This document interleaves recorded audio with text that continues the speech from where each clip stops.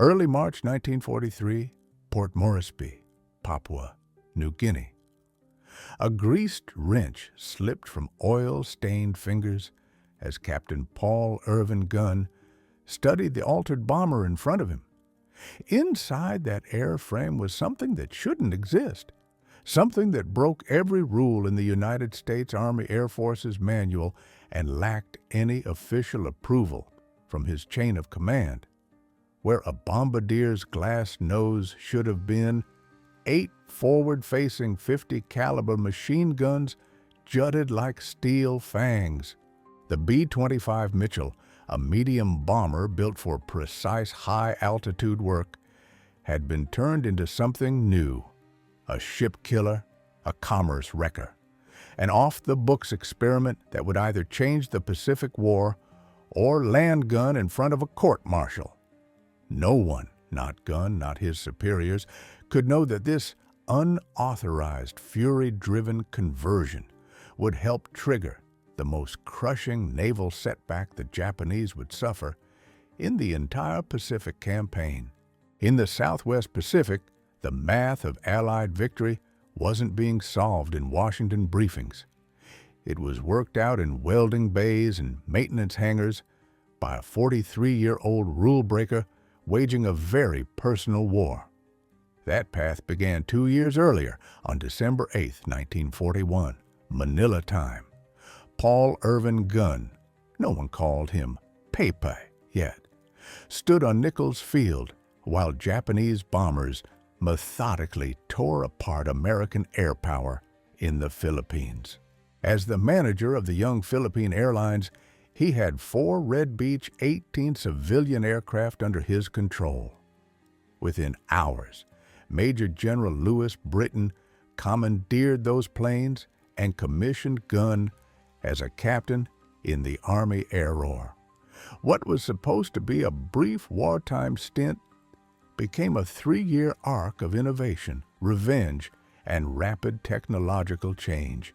Gunn was 42, a former Navy Chief Petty Officer who'd spent 20 years as an enlisted naval aviator before retiring in December 1939. He'd learned to fly in the 1920s, served with the storied Top Hatters Fighter Squadron, and instructed at Naval Air Station Pensacola. He knew airplanes the hard way, 2 decades of fixing, flying, and sometimes crashing them. On that December morning, none of that mattered. He had a more urgent problem. His wife, Clara Ara Louise, Polly to everyone, and their 4 children were still in Manila as Japanese forces closed in. Sons Paul Jr. and Nathan were teenagers. Connie and Julie were younger. The comfortable expatriate life they'd built while Gunn ran the airline vanished in a day. In the chaos that followed, Gunn flew reconnaissance and transport missions as Philippine defenses unraveled. He ducked Japanese fighters, survived being shot down over jungle, hiked to safety, then climbed right back into another cockpit. On one run, he earned the Distinguished Flying Cross by piloting an unarmed transport into Bataan with medical supplies for besieged American troops, threading Japanese-controlled airspace on skill and nerve alone. He still couldn't reach his family. On Christmas Eve 1941, orders came: evacuate key personnel to Australia. He drew all his pay, borrowed what he could from fellow officers, and prepared to extract his family. The Japanese advance moved too fast. They couldn't reach the airfield. He had to choose between disobeying orders or leaving them behind. He flew to Australia. Orders were orders. The war was larger than one family. Staying meant capture or death. Weeks later, on January 20, 1942, Polly and the children were seized by Japanese authorities and taken to the University of Stumbertumptumus, converted into an internment camp for enemy civilians. Something in Gunn broke when he heard. The man who kept fighting was not the same man who left Manila. He'd left his wife and 4 kids to an enemy infamous for brutality. Every day they spent in that camp was a day he couldn't protect them. He could only try to end the war faster. If he couldn't save them directly, he would smash every ship, aircraft, and supply line feeding the Japanese in the Philippines. This wasn't official policy. It was vengeance disguised as innovation. When Major General George C. Kenney arrived in Brisbane in late July 1942 to take over Allied air forces in the Southwest Pacific, he found a mess. His predecessor had been relieved.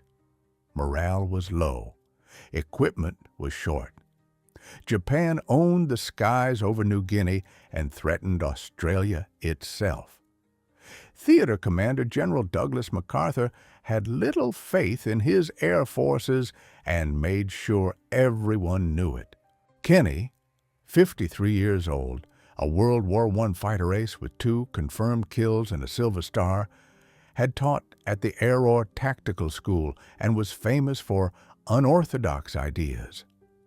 After an hour-long lecture from MacArthur on the air arm's failures, Kenney asked for one thing: the power to send any dead wood home.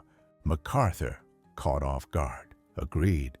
Within weeks, Kenney reshaped leadership, pulled in hard-charging younger officers, and set up a forward HQ in New Guinea.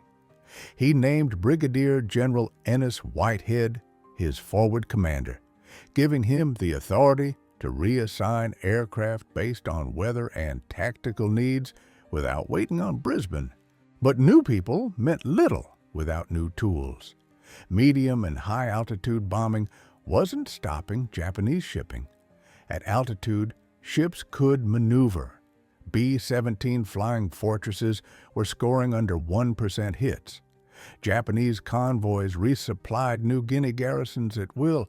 Allied troops died in jungle fighting, while fresh enemy units arrived on ships the bombers couldn't sink. Kenney had studied the problem since 1928 at the tactical school. He'd theorized skip bombing, releasing bombs at very low altitude so they'd ricochet over the water like stones and slam into a ship's side below the armor belt. The physics made sense. The practice was hard. B-17s lacked forward-firing guns. Flying at mast height meant diving into fierce anti-aircraft fire with nothing to suppress it. Then, Kenney found Paul Gunn, and everything shifted.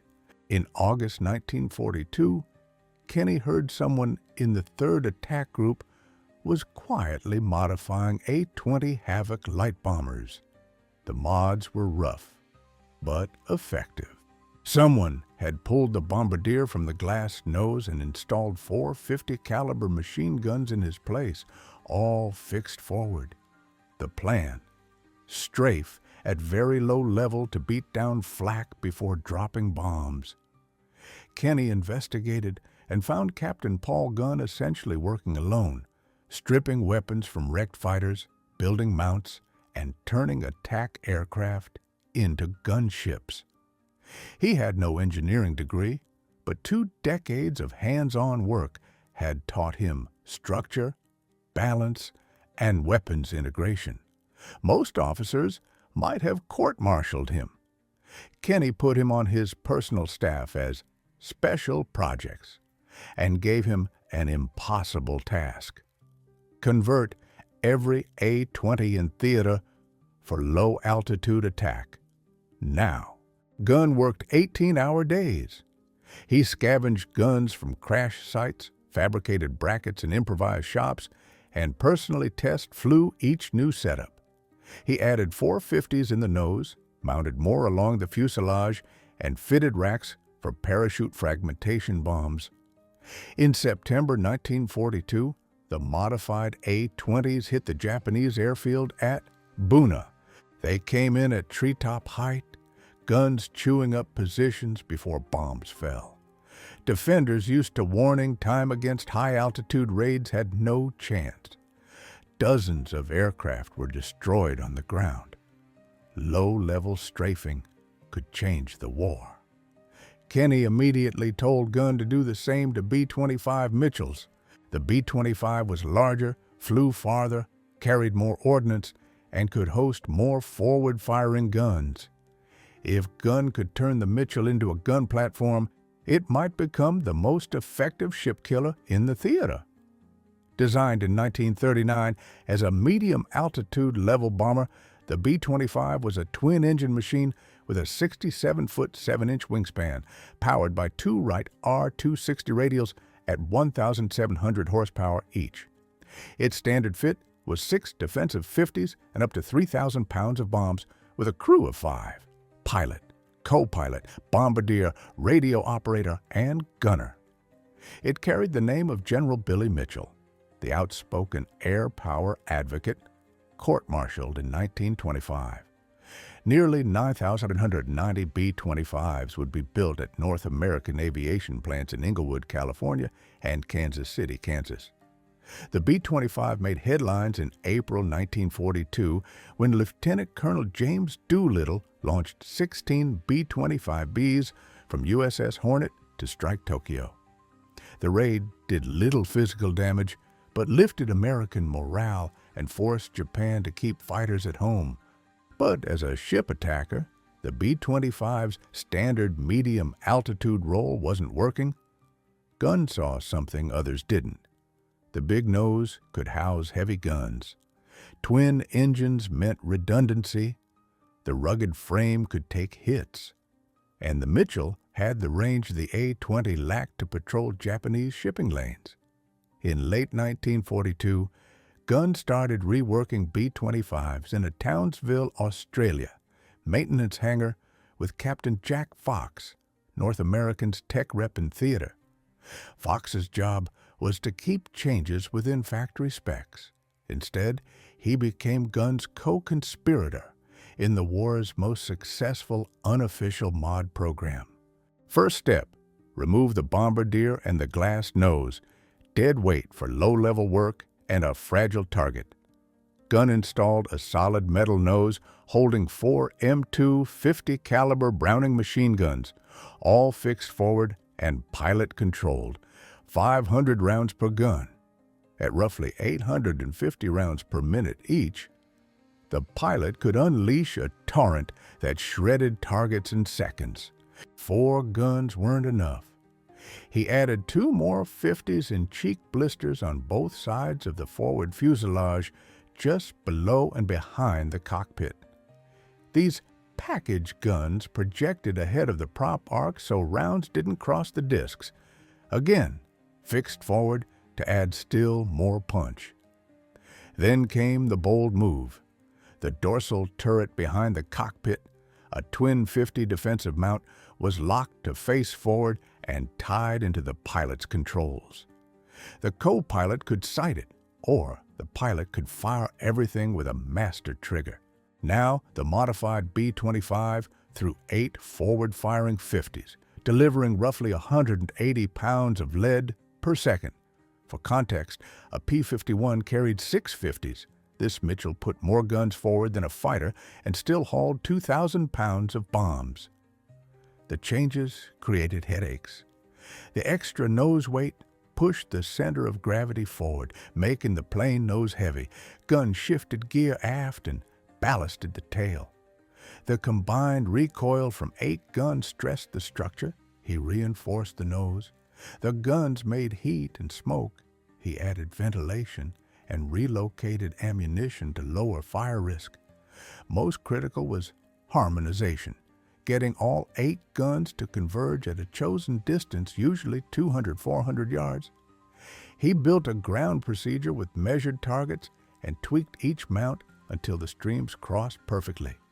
He test-fired every ship himself and refused to sign off until it met his standard. Working around the clock, a full conversion took about 2 weeks. He trained crews and set up assembly line methods. By December 1942, enough B-25s were ready to outfit the 91st Bombardment Squadron. The unit needed a commander who understood low-level attacks and didn't worship doctrine. Kenney chose Major Ed Lana, promoted in a burst from first lieutenant for aggressive combat leadership. Lana had proven himself on the deck and earned Kenney's trust. Together, Lana and Gunn refined tactics that would change naval warfare. The Mitchells would run in at extreme low level, sometimes 50 feet above the water at about 300 knot. At that speed and height, ship gunners struggled to track and lead. Around 1,000 yards, the pilot would open up with all 8 guns, walking tracers up the deck, mowing down AA crews, smashing mounts, and ripping superstructures to create panic. The goal wasn't to sink with bullets, though damage could be lethal. It was to blind and silence the ship. Then came the bombs. At 200-400 yards, at minimum safe height, the pilot released a bomb with a 4 to 5 second delay. At 300 mph, the bomb skipped across the surface and crashed into the hull at or just below the waterline. The delay kept it from detonating on impact. It punched in, dipped under, then exploded where ships were weakest. Water's incompressibility amplified the blast, snapping keels, flooding engine rooms, and wrecking fuel tanks. By the time the charges went off, the B-25 was already zooming past and clawing for altitude ahead of the shock wave. From first burst to bomb release, the whole run took about 10 seconds. Skip bombing wasn't brand new. The British had played with it, and a few Americans had tried variations. But pairing it with overwhelming forward gunfire was Gunn's signature. The strafer nose let the bomber escort itself, killing defenses before the drop. It was a brutal combination. While Gunn built gunships, Allied intelligence tracked Japanese movements. Ultra, the code-reading effort that cracked Japanese naval systems, fed detailed plans. Fleet Radio Unit Melbourne, FREL, read many messages almost in real time. In late February 1943, Fumel intercepts indicated a major convoy was forming at Rabaul on New Britain, bound for lay on New Guinea's north coast with troops and supplies for the fight in Papua. The take was precise. 8 transports with about 6,900 troops from the 51st Division, 8 destroyers as escort. Departure, midnight, February 28, 1943. Arrival at Lille 3 days later. Japan's maximum push to reinforce New Guinea. If it got through, the defense would stiffen. If not, Japan would lose irreplaceable veterans and likely never risk such a convoy again. Kenney saw his test. New planes, new tactics. The biggest target since Pearl Harbor. He gathered every aircraft he could for a coordinated strike.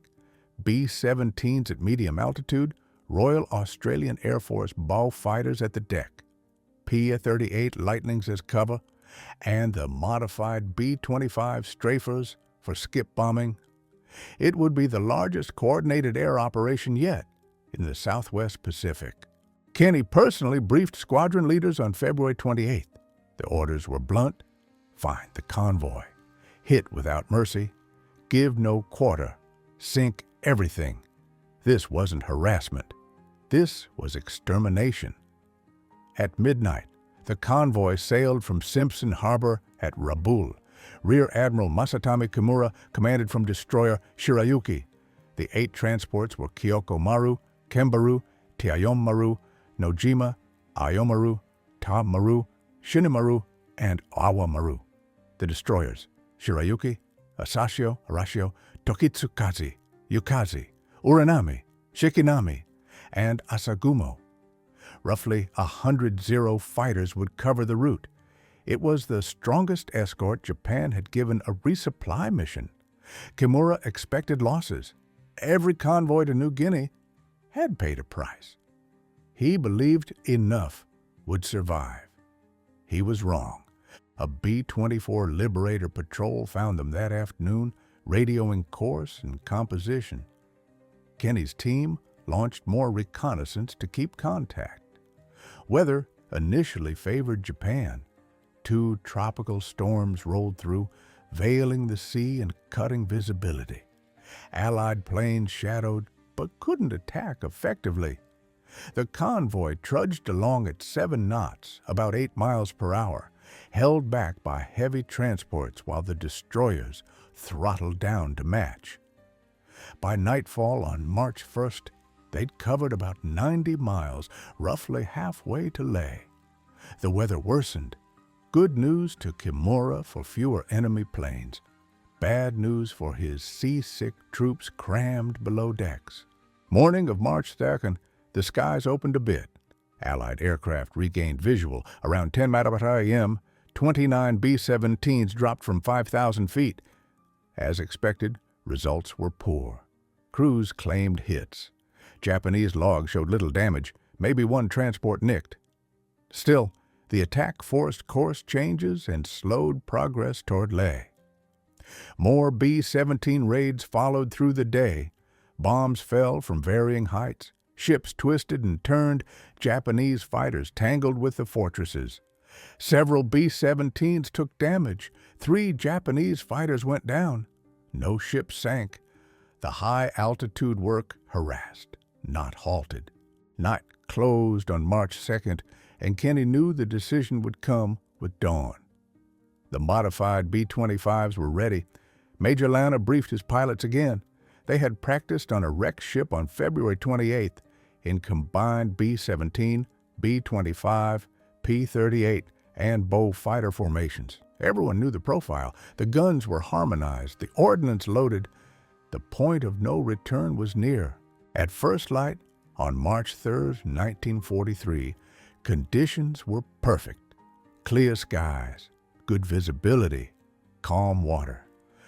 Kimura's convoy was about 30 miles from Leh, close enough that land batteries might soon help, but still exposed. The Allied strike force mustered at Cape Ward Hunt on Papua's north coast.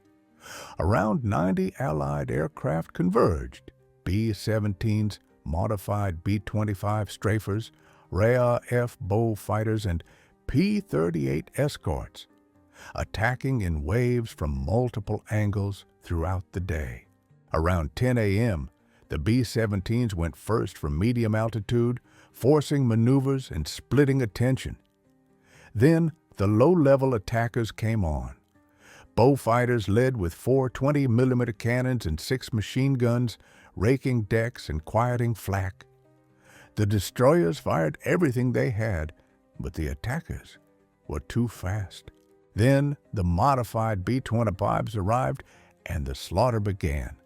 The strafers hit in several waves. One pilot picked the transport Kyokus Maru, dropped to 50 feet, and at 1,000 yards squeezed the trigger.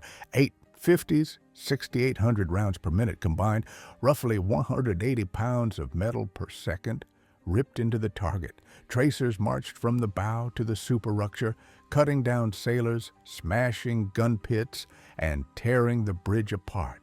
Metal sprayed.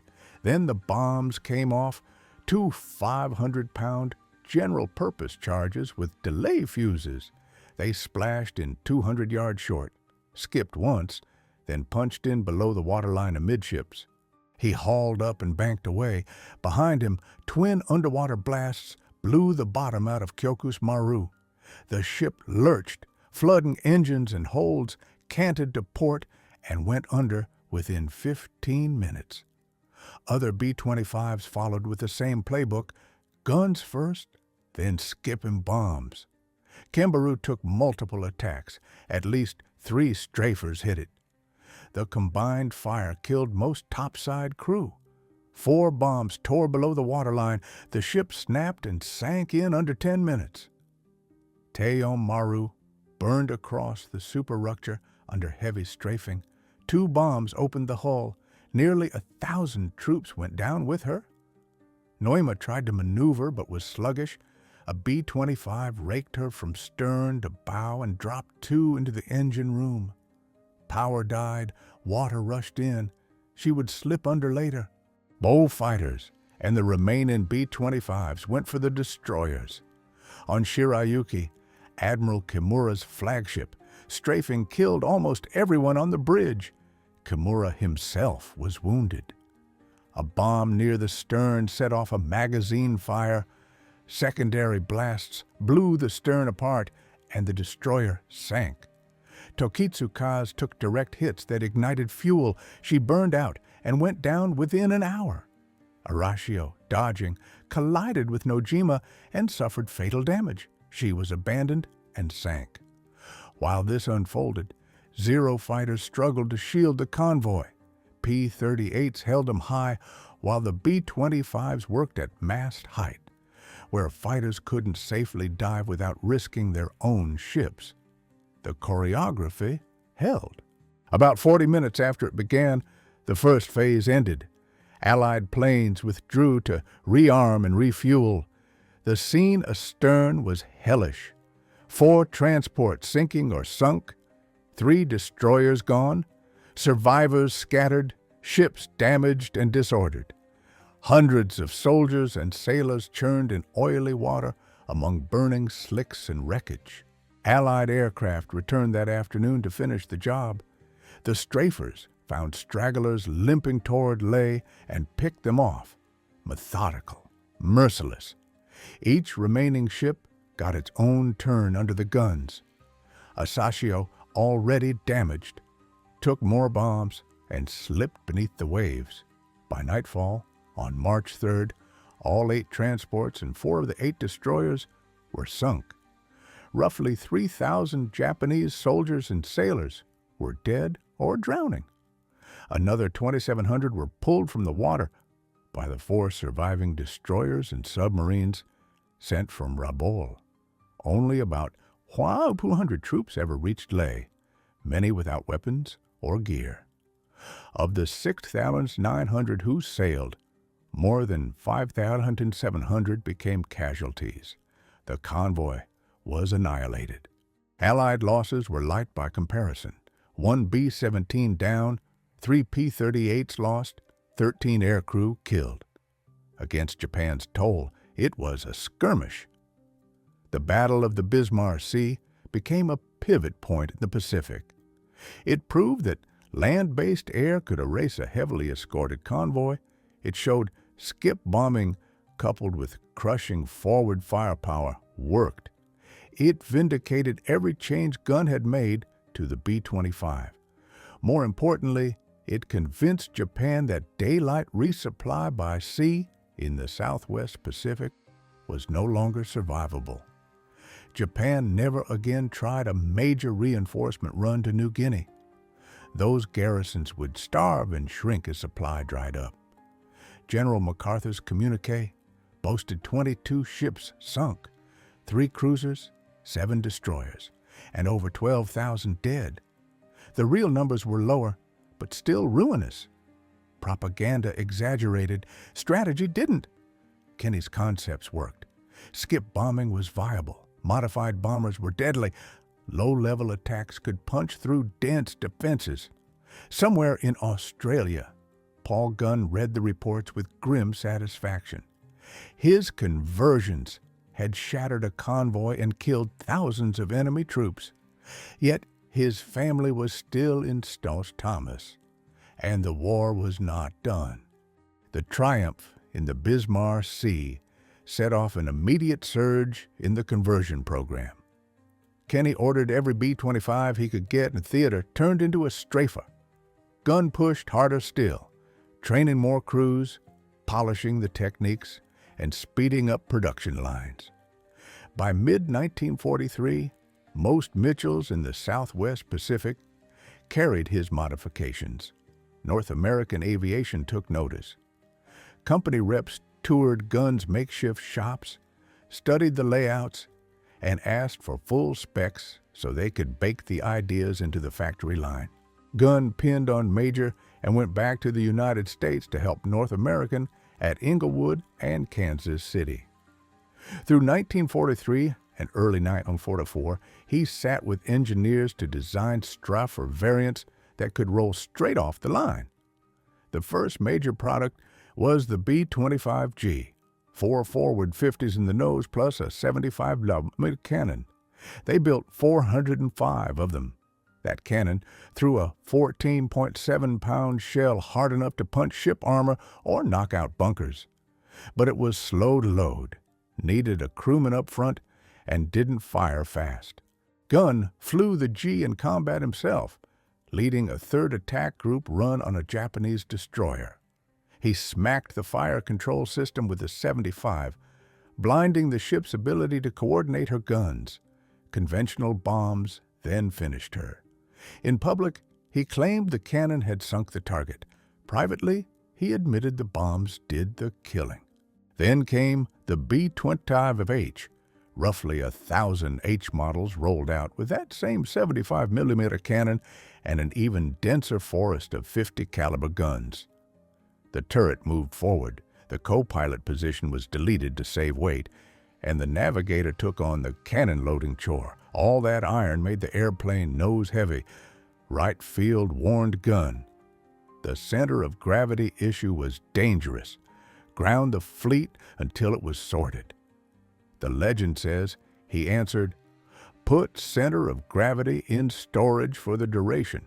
We have a war to fight." Apocryphal or not, it captured his philosophy. Perfection mattered less than getting a weapon that worked. Pilots learned the airplane and flew it anyway. The final big production run, the B-25J, split the difference. Some Js returned to a bombardier's glass nose, others kept the strafer's solid nose. North American built 4,018 J models, the most of any variant. A heavily armed J could carry 8 forward-firing 50s in the nose, 4 more in cheek packs, 2 in the dorsal turret, and additional guns in waist positions, up to 18 50 caliber guns in all. It was far more firepower than most missions required, but the psychological effect was real. Japanese troops learned to dread the sound of Mitchell engines. That distinctive roar meant the next seconds might be their last. Through 1943 and 1944, the Strafer Mitchells devastated targets around the Pacific.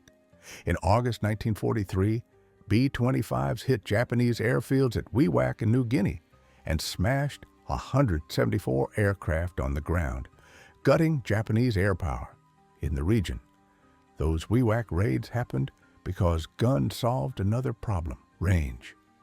The B-25 could go a long way, but WWII sat on the edge of possibility. Gunn devised a crude but clever fix: auxiliary fuel tanks in the bomb bay. After the fuel was burned, crews kicked the tanks out through a hole in the floor.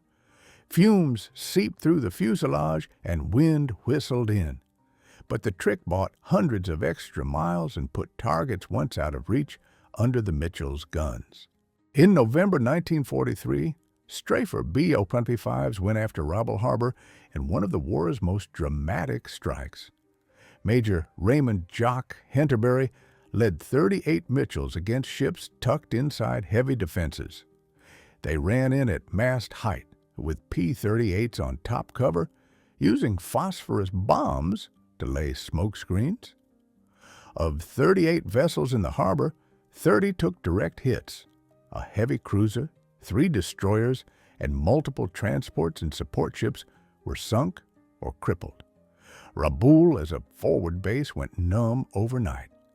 The raid proved that even the strongest anchorages weren't safe from low-flying gunship bombers. During the Philippines campaign in 1944, B-25 strafers hammered supply lines, shredded barge traffic, hit shipping across the islands, and dove in for close air support. Troops called them the Bat Out of Hell because the attacks came screaming in so fast and so low that defenders barely had time to shoulder a weapon. Meanwhile, Gunn's private war kept grinding on. His family remained in Stomas. Letters slipped through now and then via the Red Cross, censored, infrequent, and grim. He understood camp conditions were eroding. Guards grew harsher as the tide turned, food thinned out, disease spread. He had no way to help except to break the enemy faster and hope each mission shaved days off the calendar. Late 1944, American forces came back to Lee in the Philippines. Gunn was there, 45 years old, still flying combat, still brainstorming better ways to kill ships and silence flak. One night, Japanese bombers struck Tacloban airfield at Lee. White phosphorus bombs burst nearby. Fragments tore through his shoulder, wrecking nerves and muscle and leaving his right arm nearly useless. He was evacuated to Australia and spent months healing. The wound ended his combat flying, and by then the war was nearing its close anyway. On February 3rd, 1945, a flying column from the 1st Cavalry Division smashed into Stowe Thomas internment camp in Manila. They arrived as Japanese guards were preparing to execute the camp's leaders. In the chaos of urban fighting, more than 4,000 internees were set free, among them Pappy Gunn and the 4 children. They had survived 3 years and 14 days. They were thin, shaken, and alive. General MacArthur visited the camp soon after and met the Gunn family. He arranged a flight to Australia for a reunion. A few weeks later, the man who left Manila on Christmas Eve 1941 finally embraced his family again. Polly had kept the children together through the unthinkable. The boys, now young men, had endured the separation of male and female quarters. The girls had grown up on rations and fear. They were whole again, but they were not who they had been. War had changed all of them. After recovering, Gunn stayed in the Army Air Forces. He made lieutenant colonel and kept working on modifications and tactics, though his days in combat cockpits were over. He retired on June 30th, 1948, medically retired as a full colonel.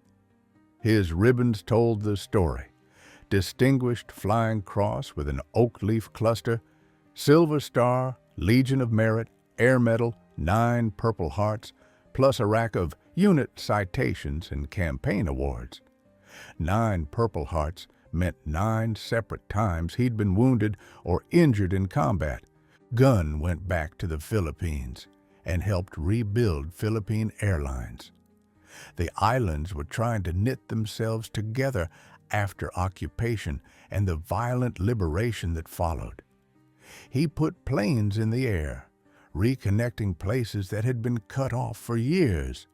He was still doing what he had always done, flying, taking risks, pushing the limits of what an airplane could do. On October 11th, 1957, 7 days before his 58th birthday, Gunn was flying a charter when a severe storm swallowed the route. The airplane went down. Paul Irvin Pappy Gunn died the way he had lived for nearly 40 years, at the controls. He was buried at Barrancas National Cemetery at Naval Air Station, Pensacola, Florida, where he had once taught young aviators. His legacy split in many directions. The strafer conversions he pioneered became standard across the theater. Of roughly 9,190 B-25s built, thousands flew with versions of his forward gun nose. Skip bombing, polished to a deadly technique, erased hundreds of Japanese ships. Innovation had come from a grieving father working with torches and scrap in a maintenance hangar, and it changed the arc of a war. The Battle of the Bismarck Sea turned into a case study for militaries worldwide. Intelligence, coordination, new weapons, and new tactics combined to erase an entire convoy at minimal cost. 8 transports destroyed, 4 destroyers sunk, more than 5,000 casualties against the loss of 4 Allied aircraft. The arithmetic was simple and merciless. You cannot live under skies your enemy controls.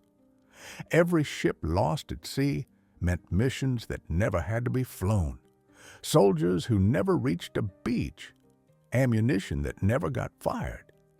Killing supply before it hit the front was the most efficient kind of warfare. and the modified B-25 made that possible. A single strafer could range out hundreds of miles, kick down a ship's defenses with an avalanche of .50 caliber fire, smash the hull with skipping bombs, and be back on the runway before the smoke stopped rising. One B-25 could do a job that used to require several different types working together. Japan learned the lesson too late. After the Bismarck Sea disaster, convoy commanders accepted a new reality. No large formations in daylight within reach of Allied airfields. They shifted to night runs, sent critical cargo by submarine, and relied more on barges hugging the coastline under cover of day. Losses fell, but they didn't go away. B-25s hunted barges as efficiently as they hunted transports. Night-flying Nicholls with radar found convoys in darkness. There was no safe hour, no safe route, no safe anchorage for Japanese logistics in the Southwest Pacific. The stranglehold tightened month by month until garrisons were islands in every sense, cut off and starving.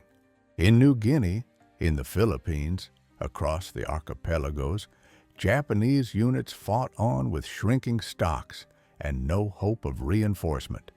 They were brave and relentless and doomed. Air supremacy, achieved in part by a medium bomber turned gunship, made courage irrelevant. By 1945, the modified B-25 was the standard anti-shipping tool in the theater. The line evolved, the G and H with their big cannon, the J with mixed noses and walls of 50s, but the core idea was unchanged. Take a medium bomber, arm its nose like a prize fighter's, scream in at mast height, and put metal where it counts. When the war ended in August 1945, B-25s were still flying combat. They even escorted the Japanese surrender delegation in mid-August from Japan to Manila. It was fitting that the aircraft that wrecked so much of Japan's supply lifeline witnessed the first steps toward peace. Post-war analysts on both sides affirmed the impact. Japanese naval officers later admitted that after the Bismarck Sea, operating within range of Allied bases was a gamble they could no longer justify. The psychological shock mattered as much as the tonnage lost. Convoy leaders understood that low-flying bombers could materialize without warning and erase formations before gunners could traverse a mount. The idea echoed into later wars. Air forces studied skip bombing and forward-firing armament, and the pure gunship concept, an airplane built primarily to attack with guns, became a fixture. The AC-47, the AC-19, and the AC-30 gunships of Vietnam and beyond were spiritual descendants of guns hacked together Nicholls. Of the 990 B-25s built, more than 100 still survive, most in the United States. Many still fly. Airshow crowds look up and feel the rumble of Wright R-206 engines and watch a Mitchell bank low the way it once banked over Japanese shipping lanes. Some of the flyers wear strafer noses. When they fire blanks for demonstration, the sound is staggering. You can see the muzzle flashes. You can watch the airframe shudder under recoil. For a second, spectators glimpse what a Japanese sailor saw in his final moments, the sky tearing open and turning into fire. Museums tell the story in quiet hangars. The National Museum of the United States Air Force in Dayton, Ohio, has several examples. The National Naval Aviation Museum in Pensacola, where Gunn once taught, displays a B-25. The Smithsonian's National Air and Space Museum keeps the larger arc. Each airplane is a chapter in a single narrative about improvisation, fury, and victory. In 1959, General George Kenney published The Saga of Pappy Gunn, a biography to keep the memory from fading. Retired by then, he wanted it on the record that Unauthorized changes in a faraway hangar helped save lives and shorten the war. Nathaniel Gunn, the youngest son, told the family's side. Life inside Santa Thomas, the waiting, the fear, and the day the gates finally opened. The Gunns became a symbol of the human cost of war and the grit it takes to endure. In 1975, the United States Air Force honored Gunn posthumously by putting his name on a training facility. It came late, but it was real. He had never chased fame. He chased results, and the results were undeniable, a set of modifications that reshaped a theater of war. The lesson still matters. Gunn would not accept his family's captivity as a permanent fact. He wouldn't accept that the tools on hand were good enough. He wouldn't accept rules that blocked better ways to fight. That refusal, matched with hard-won technical skill and Kenney's willingness to back a maverick, produced a weapon system that changed the calculus. The strafer B-25 shattered convoys, killed thousands of enemy troops, and cut months, maybe years, off a brutal campaign. No single airplane won World War II. Victory came from millions of people and thousands of machines over 4 years. But the modified Mitchell hit far above its weight. It proved what can happen when necessity meets opportunity, when personal motive lines up with military need, when one man decides that failure is not an option. Born in a maintenance hangar out of grief, it flew at mast height, with guns roaring and bombs skipping into steel below the waterline. It crushed Japan's hope of resupply in the Southwest Pacific. It shortened the war. It saved Allied lives. And in the end, it brought one family out of 3 years of captivity. That was the point from the start.